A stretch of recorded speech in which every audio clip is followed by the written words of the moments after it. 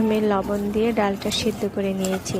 এখন সামান্য লবণ দিয়ে পেঁয়াজ আর মরিচটা নরম করে নিচ্ছি হাত দিয়ে ডলে।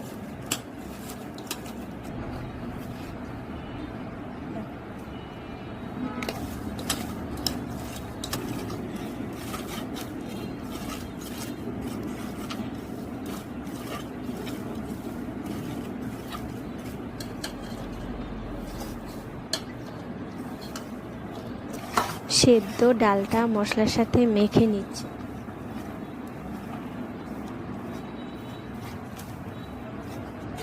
এখন দিচ্ছি সামান্য সরিষার তেল, ধনেপাতা কুচিও দিতে পারেন